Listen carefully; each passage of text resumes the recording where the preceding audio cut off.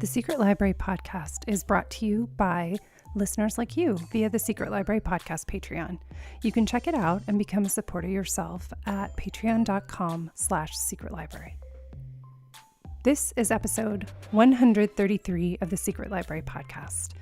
This is a different kind of episode because I don't have a guest to announce today because it's just going to be me. I have long thought about doing a solo episode, but have been really actually kind of nervous about doing so because the show has been founded on interviews and having conversations with other writers. But I decided after doing nearly 150 episodes that it was time to share some of my thoughts as well as setting a tone for the new year for 2019, because part of the reason I started the show was not only to provide resources for everyone listening to work on their own writing, but also to inform my writing. And I feel like I haven't really shared what I'm working on, what I've learned, and what I'm applying personally. So I decided to take the leap and get past my nerves about doing a solo episode and wondering, can I actually talk by myself for that long and do it? So here we go with the first ever solo episode of the Secret Library podcast. Hello. So I will note from the very beginning that this episode is being recorded in front of a live studio audience, and that live studio audience consists of 3 cats and a dog. So should there be any animal noises, I just want to put that out there right from the beginning. I will send a photo inside of the show notes so that everyone can see it. Basically, I've long been thinking about doing a solo episode, and the reason for that is that over the course of doing all of these interviews, I feel that I haven't been sharing the ways in which doing these interviews and having these conversations has impacted my writing. And I feel a little bit like I've been hiding behind the interview process rather than sharing my side of the process. And I also want to hold myself a little bit more accountable. I feel like my bio has said, and she's working on a novel for several years now. And I decided that this is the year that I really want to finish that book. And I am extremely motivated. I don't know if any of you relate to this, but I am extremely motivated by shaming, basically. So when I used to do NaNoWriMo a lot, I would tell everybody that I was writing a book. And then I knew that I would be completely embarrassed to tell them that I hadn't finished it. So I decided that I want to share a little bit more about the process of writing the book, where I'm getting stuck, where insights from the guests have helped me and have made the process easier, what's kind of holding me up along the way. So that's one of the first things I wanted to share, and that's why I wanted to do a solo episode. I'm looking at this as my writing confession, which I've avoided doing for quite some time because I thought, this is an interview show. I like interviewing. I don't know if I'll have enough to say to carry an entire episode. So I guess we're going to find out now.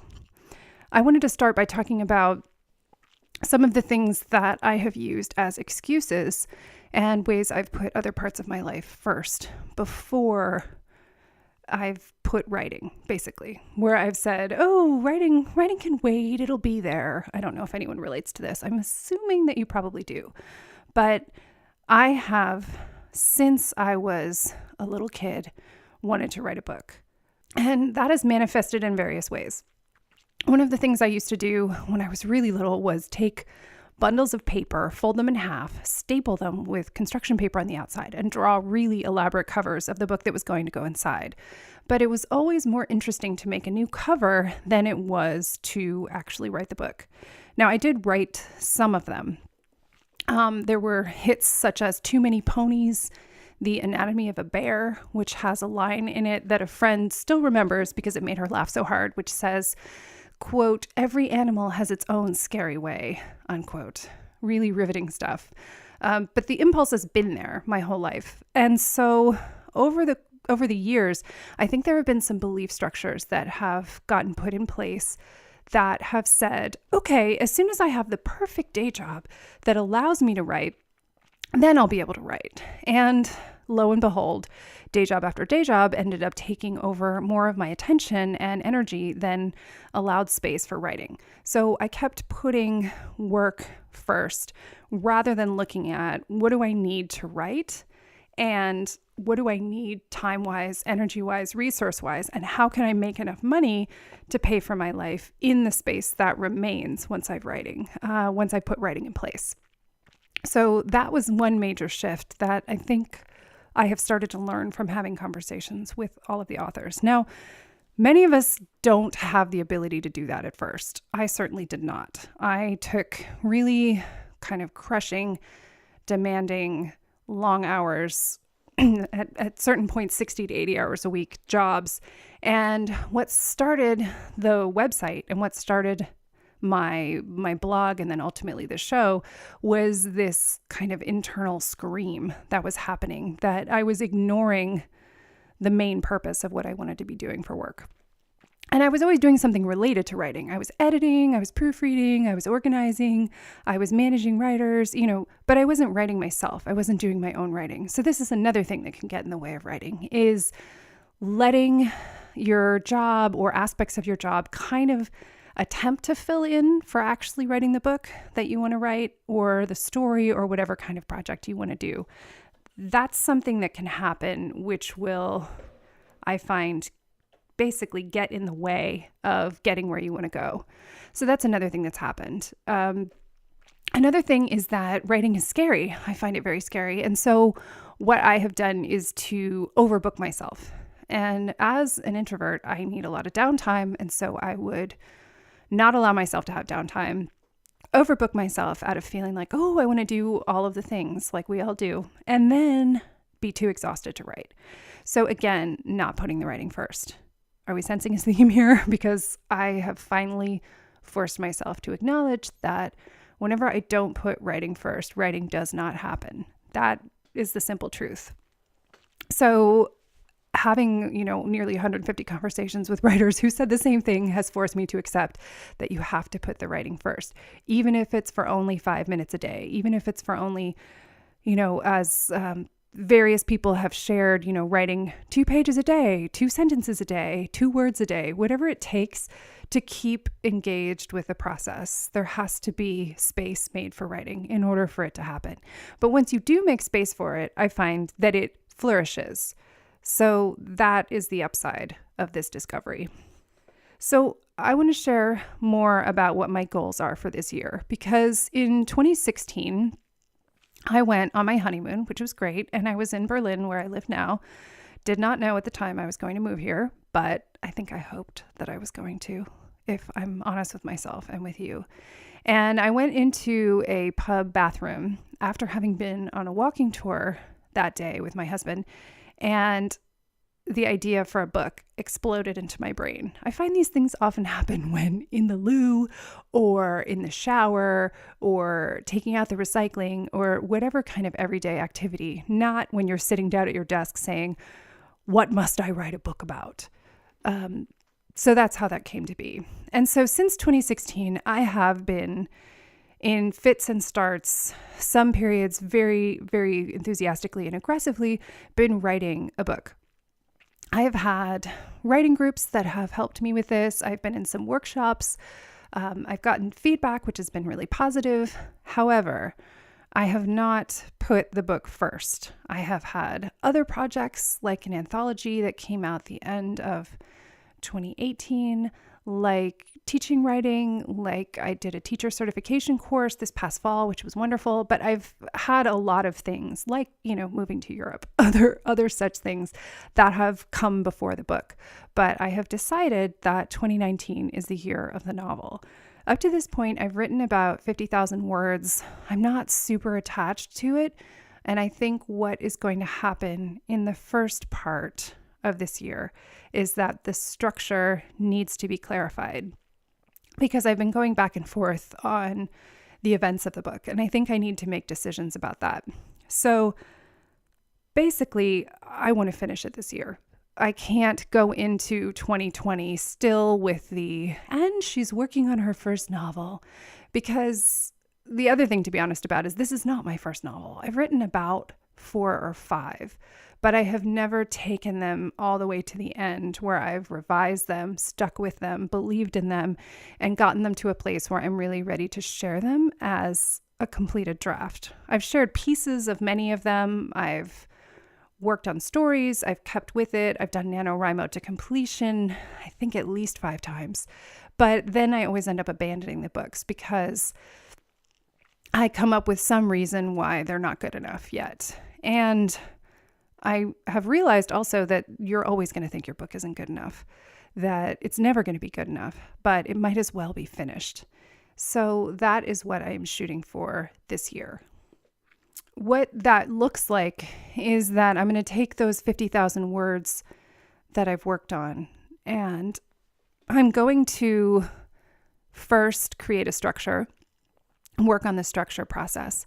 Then I'm going to look at whether or not any of this writing I've done so far even fits. I think some of it can, but I think I want to print it out and then write a fresh draft that may pull from that writing. It may take some of it verbatim, but I'm not attached to that writing. I'm attached to some of the ideas and the concepts and the things that happened and some of the images in it. But I'm really trying not to be precious about this first draft because it is kind of all over the place.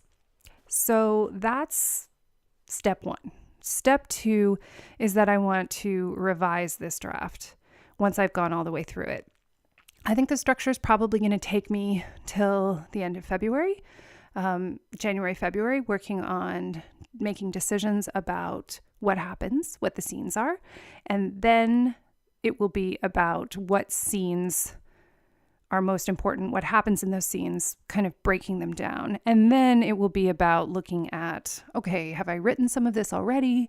If so, does it need to change? And then starting probably late February, early March, just writing through the new version.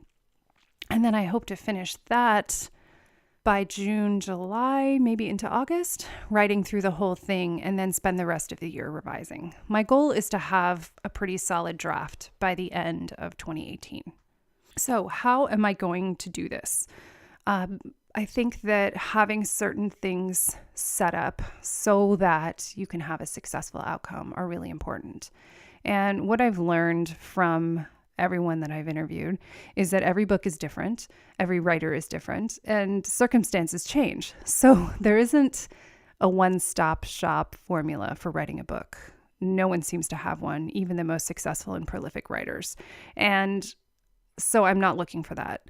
But what I can do is look at ways that I have achieved goals in the past that have been important to me and what I need in order to get them done. And I will share a few things that I've done and see, hopefully, if these are useful to you. The first thing that I've done is I know I need accountability.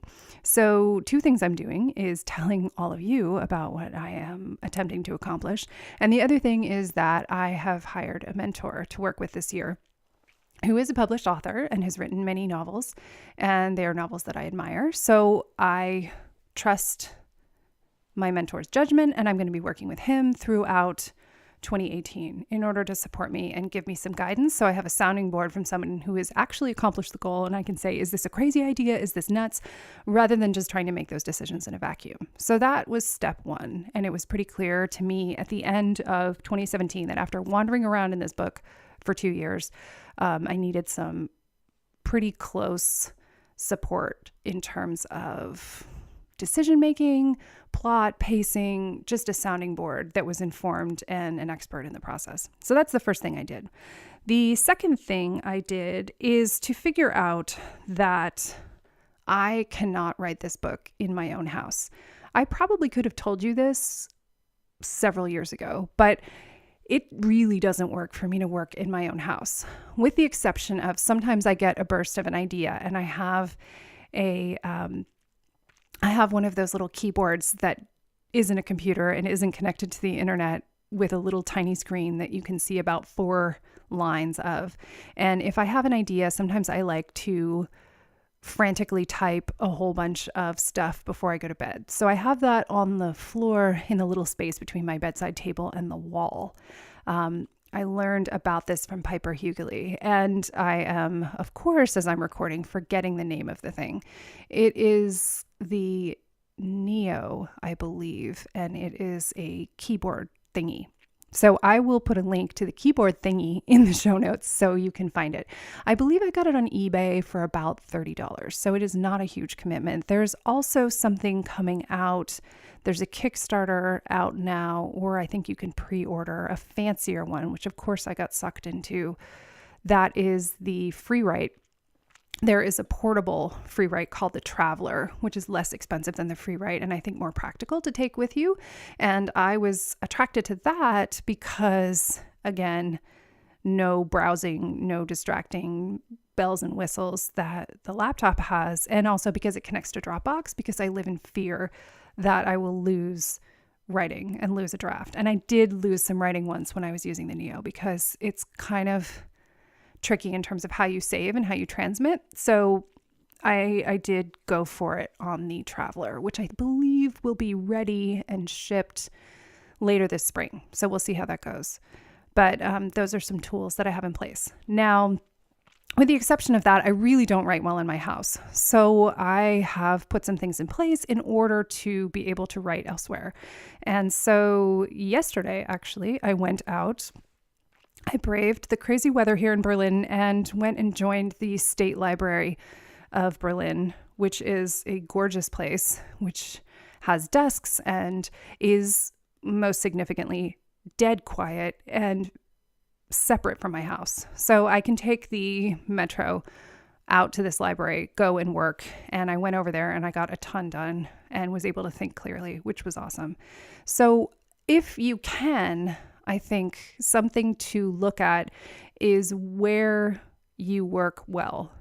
There's something about an academic institution. This one, the library where I go to, is right in the center of one of the universities in Berlin. So I feel sort of like my intelligence and my ability to think clearly is amped up by the fact that there are so many people around studying. I feel like there's a nice field of concentration and effort and focus. Nobody talks in there. It's so great. So if you have a need for quiet like I do, I'm definitely a highly sensitive person. I can hear when the refrigerator is making a noise from my bedroom. One of our cats breathes loud and it distracts me. So probably not everybody has bat hearing like I do, but I know that I have to be in a place where sound is not distracting me. So whatever your Achilles heel is in terms of what may distract you, if you can find a place where that is not an issue, I think it will help, because there are enough things that plague us while we're writing. You know, is this any good? Do I know what I'm doing? Is this idea crap? All of that. So to layer on top of it, you know, a construction site like one we've had going on across the courtyard from our place is just a prescription for unsuccessful writing sessions. So my commitment is to go at least 3 times a week to my library and sit and write. And that's something I'm really excited about doing this year. So if you have the ability to find a place like that, it could be a public library, it could be a coffee shop, it could be, it may be a room in your house. You may be able to write in your house. You may have more ability. I also live in a 440 square foot apartment right now, which is like a tiny, tiny Manhattan sized apartment. So there isn't a lot of space for me to escape to from the aforementioned studio audience, my husband who has stuff he needs to do in the house, and other such stuff like, you know, the fact that I don't really want to write in the bathroom in order to have privacy. So that's definitely, if you have a bigger house like we used to, it probably would have been possible for me to pull that off there. So those are the limitations I'm working with, and that's how I figured out how to work around them. So the other thing I wanted to talk about is my goals and what I'm hoping to accomplish with this book. So the anthology that I worked on with Dal Kular last year that we put out in December, we felt very clearly from the beginning that we wanted to publish it independently and we wanted to publish it ourselves. And part of that was because the book was meant to benefit 2 charities that we chose, and we wanted all of the money that came through from the book to go straight to the charities. So for that reason, we did not go through the process of doing a book proposal. We didn't even look at publishers. outside of ourselves. So that was pretty clear from the beginning. And similarly, for my novel, I have decided I do want to seek traditional publication. And there are a couple reasons for that I want to put out there right from the beginning. One of them is that this is a literary novel, and as far as I can see, literary fiction is probably the least represented. And again, I'm going out on a limb here. I'm sure I'll get a bunch of comments saying, "Are you sure about that?" But it seems literary fiction is not the biggest seller in the independently published canon. Genre fiction, if I was writing a crime series, which I have thought of doing, if I was writing romance, if I was writing a science fiction, more specific genre that people do tend to get excited about and purchase and find in the independent publishing space, I would be more likely to go for independent publishing. But because literary fiction tends to do best in a traditional publishing forum, that is one reason I decided to pursue that as my long-term goal. The other thing is that given that I work with clients who want to publish books, I want to have the full experience of both sides of the process.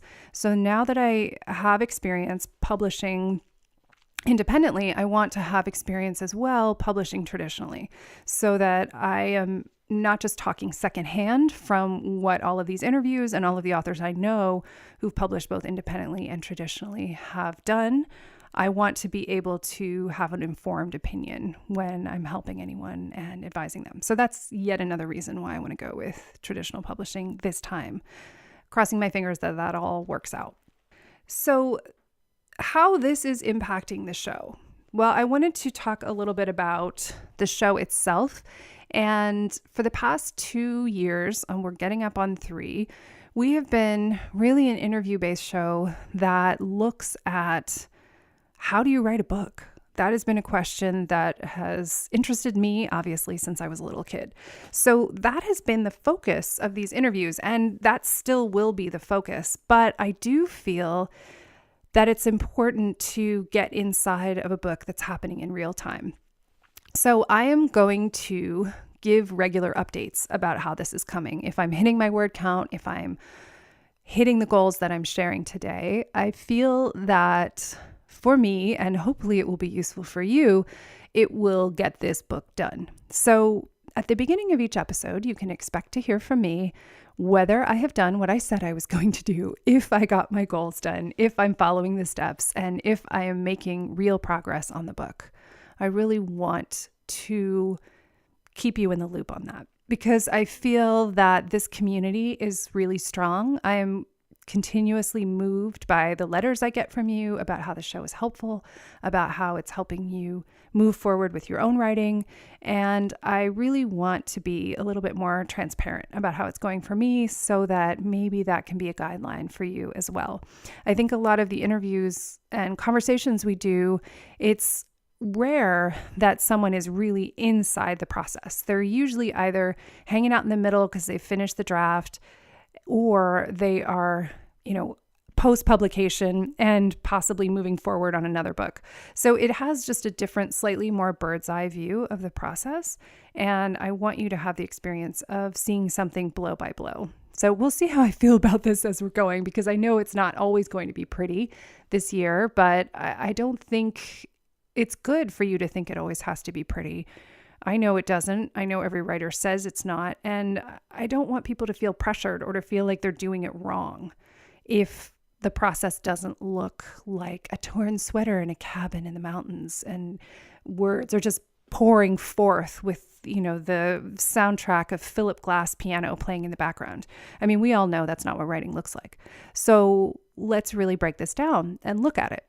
The other thing is that I think I will do another solo episode, depending on the response to this and if this feels productive, about halfway through the year. And we will have another check-in and say, where am I probably in June at some point. We'll do another one. And I will give you another writing confession about how it's all going. And then beyond that, I really want this to be a benefit to you. I want you to be able to think about what you want to accomplish in 2019. I want you to be able to share, and I want us all to support each other. I think there's a way that we can create a large virtual writing group that's supporting each other. So I am going to be launching another session of the Coffee Shop Writers Group in March, should you want to be in an actual live ongoing one-on-one group, because I'm planning on starting to draft the book for real in March. And so I think it will be a good thing to be in a live group. So I'm going to run that, and I'm going to be a little bit more transparent about how my writing is going in that group. So that's one thing you can look forward to. I do have a couple of one-on-one spots, but just for listeners who just want to stay in conversation and aren't really looking to work with anyone right now, I want to have us keep in touch through Instagram and Twitter. I think are the best places for it. I may also do some Facebook Live. We'll see. I think that may be an option as well to check in. I'm thinking about doing Facebook Live monthly to do kind of mini check-ins, but I want to start the hashtag SLP novel year. And if you want to tag that and tag me as well at Caro Donahue on Twitter or Instagram, and then use that hashtag, I think we can all talk to each other. I'd love this week if you want to tag me and that hashtag on Twitter and share what your writing goals are for 2019 and how we can all support you. We could do some live Twitter chats and so on in order to stay connected and really get our writing goals going for this year. Because I think a lot of times what's missing is not just accountability, because that sounds so punitive. It's not really about, not everybody is motivated by shame like me, but in terms of support and knowing that whether or not you get your writing done matters to somebody. I think that all of us have supportive family and friends, but they may not be writers as well. They have other pursuits that they follow. My husband is an artist, so we talk about our creative projects, but he's doing things with pictures that, I can't draw. So it's really inspiring to see what he's doing, and he's not working on a novel. So we just have different thought processes that we're working with. And it's wonderful to have those cross-disciplinary conversations with the people in our lives who may not even be working on arts or creatives. They may be doing completely different things, but everybody has projects they want to accomplish. So we all have those people in our lives. But I think sometimes it's just really nice to talk to other writers and other writers who are kind of in the trenches and feel kind of subject to the thought of, am I really going to be able to get this done? And is it okay if it's hard today? And is it okay if I'm scared? Is it okay if I don't know if this is going to work out? I think it is. And based on all of these conversations I've had with writers, they all feel that way too. But it's easy for us to dismiss that and say, oh, it must be nice for them. They've already published X number of books, even if that number is one. It's tricky breaking through that process of, am I allowed to write a book or not? Am I capable of writing a book or not? I think everyone listening is. If you're listening to this show and you've been listening to this show for a while, I know that you want to write a book, that there's a book in there. So let's do it this year, shall we? I am sick of putting my writing last on the list, and I'm just not going to do it anymore. So if you're with me, please tag hashtag SLP novel year in your post on Twitter or Instagram, and let's all share what we want to do in 2019 and how it's going. This is a work in progress, so we'll see how people respond, what time zones people are in even, because I'm on Central European time. I used to be on Pacific time in Los Angeles. So doing stuff live is often tricky to get everybody on board, but we will figure out a way to stay connected. So that is what I wanted to tell you all about in this live episode today. I hope it's useful. I hope it's nice to see some behind the scenes. We have some really exciting episodes coming in the show, going back to the interview format. I'm really excited to be recording again in 2019 after a really strong finish in 2018. And thank you so much for your letters. Thank you for your feedback. It really means the world. And thank you for sharing and rating the show. This is also huge. We've had a big uptick in downloads. So I want to say thank you for telling other people about the show. People have been wonderful sharing it in blog posts and sharing it on social media and everywhere. It's really, really awesome. And it makes me happy every time I see it. So thank you for doing that. If you haven't yet left a review or a rating on iTunes versus other platforms, it really does make a difference. People are able to find the show more easily. We'd love to expand the reach a bit this year, just because I think it really does make a difference when people believe they can write, which you absolutely can. So with that said, in terms of believing you can do things which you're not sure you can accomplish, I have been working behind the scenes on another little project. Those of you who subscribe to the newsletter will have seen there's a little link that says to find out more about my life in Berlin, you can sign up for my tiny letter here. I've been writing an extremely irregular tiny letter. Like sometimes it's every week, sometimes it's more than once a week, sometimes there's a 6-week gap like there has been lately. I really need to write one this week. Often the problem is not that there's nothing to say, it's that there's too many ideas and I get stuck deciding which one is most important to write about next. So I don't know if anybody relates to that problem. As a part of writing the tiny letter about moving to Berlin and what that is like, idiosyncrasies of Germany and other fun things that I have found, I have another close friend, Tara Kalaman, who several years ago took the leap and moved from Boulder to Dublin. And I was so inspired when she did this. It kind of lit a fire for me because after first coming to Berlin in 2014, I kept thinking, I could live here. I kind of want to live here. And my husband and I kept coming back and we looked at opportunities. It looked like there were great opportunities for him. And eventually we just said, what if we just didn't leave? And we actually did it and moved there. And a lot of people in my life and so on have said, wow, that's so amazing that you did that. I don't think I could do that. And there are, if you don't want to do that, that's one thing. But there are some practical steps that can be taken. So Tara and I started talking and we decided, why not start a podcast about moving to another country? So that podcast is going to be launching later this month, later in January. And I wanted to give you a little taste of what that show is going to be like. So we have a little preview here at the end of today's solo episode, so you can hear about this project. And in future episodes, I'll give you some details about when that episode one, I'm not sure how many episodes we're going to launch, probably a few when we first open the show. So if you're interested in this topic, I recommend you sign up for the tiny letter, which you can do via my newsletter. Footnotes, there's a link inside Footnotes to sign up for the tiny letter. And I'll also put a direct link if you're not a Footnotes subscriber yet. There'll be a link to the tiny letter in the show notes for this episode. So if you want to check that out, we'll have an announcement as to when the show is actually going live. So with all of that said, here is the preview for our new show, GTFO Pod, with me and Tara Kalaman. Thank you so much for listening to my first solo episode. It was a little scary to do it, but I feel less scared now that it's over. And I'm really, really impressed that we had no meowing or barking throughout the entire process. So I think that's a good sign that the studio audience approves of the result. Okay, thanks so much for listening.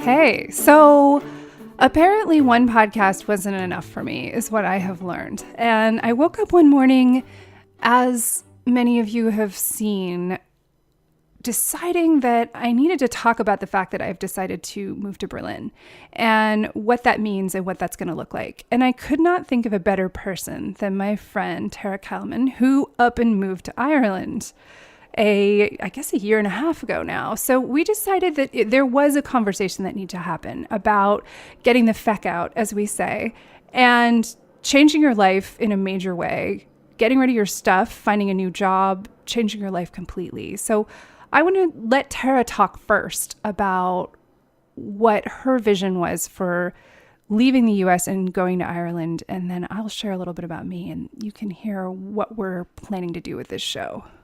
Yay. First of all, Caroline, I'm so excited to have you as a fellow expat slash immigrant. It's going to be fantastic.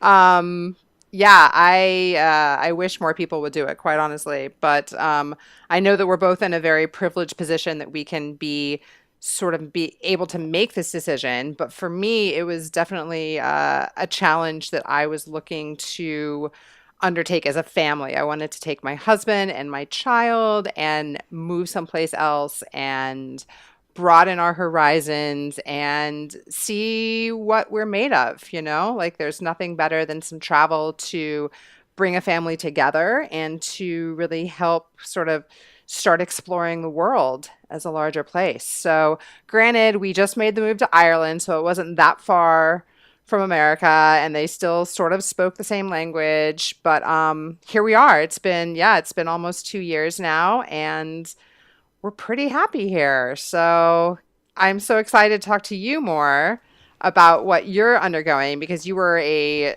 super support system for me when I was making the move, and now I get to do that for you, and we get to talk about it the entire time. That's so awesome. Yeah, Right? it was really inspiring to watch Tara really claim this vision of wanting to try something new, to put her family in a new situation and to see what possibilities unfolded from that. And I agree, it is a position of privilege to be able to do it. It's on the one hand, my decision and my husband's decision was based on, we have a kid who's in college, so we're not transporting a little kid. We are transporting a lot of pets, which will be an episode that people with animals will either enjoy or be horrified by. We'll see how it unfolds. But I think part of it was looking at the cost of living in Los Angeles and what the amount of work we had to do to maintain the life we wanted in Los Angeles, and to say, okay, how many times can you say, wouldn't it be nice one day to try something else? And both my husband and I had the opportunity to study abroad, but for reasons I still don't understand, we didn't take that chance when we were in college. And I think we've both regretted it ever since. So thinking about living somewhere else, either indefinitely or at least for a few years, and really having that experience of looking at, cultures live differently than ours. Cultures do things differently than ours. We wanted that opportunity both as a couple, as a family with a whole bunch of pets, apparently, and as people who have a lot of people that we love who live in different parts of the world. And we wanted to have a wider perspective and look at what's possible from a wider vantage point. So the other reason for doing this show was that I loved the idea of talking to somebody who I love talking to anyway, but talking to Tara, who's been there almost 2 years and has the perspective of these are the things that you think are going to be a real problem, but they actually work out, or these are things you really do need to have in hand. So I wanted to have one of us on the show who has some experience on the ground, so to speak. Who's made all the mistakes already I don't and know can that you speak to have. them. No, but I've definitely learned a lot. And I think it's cool because you were just sort of starting the process. And so I think it'll be fun to get both of our viewpoints as to what we're going through and what we're learning. Because even though I've been here a little while, like there's still things that come up for me that I am not ready for, or things that I'm kind of like, oh, I didn't think I was going to have to deal with that. And now I'm dealing with that. Yeah, there's a lot to learn. And I think that being able to talk about the experience as I'm going through it feels both exciting and somewhat exposing, but I think it's worth it. And so we want to plan out, we have had some brainstorming sessions, and we planned out a list of topics we thought we could talk about when we said, is this even really a show? And after one, we realized we had a year's worth of episodes. And we also know a lot of amazing people that we're going to bring on for interviews to share experiences, because in our conversations, we've seen very clearly that there's a real difference between moving to Ireland versus moving to Germany versus moving to Japan or the Southeast or Asia, other places, South America, all of the places where people end up moving, there are intricacies and specificities. And the show isn't meant to cover every single detail of it, but we did want to start this conversation so that people feel possibilities rather than sitting around thinking, wouldn't that be nice one day? But I have no idea how I would do that. So I'm just going to put that dream in a drawer. Yeah. So we want you to take it out of the drawer. Exactly. And I think once you hear both what Caroline and I have done and are planning to do, you'll realize that it's not so crazy to think about. And it's something that a lot of people do. And why not you? Yeah, exactly. Why not you? So get ready for new episodes coming soon. And get the fuck out. Yeah, get the fuck out. Get ready to listen to some greatness. Boom.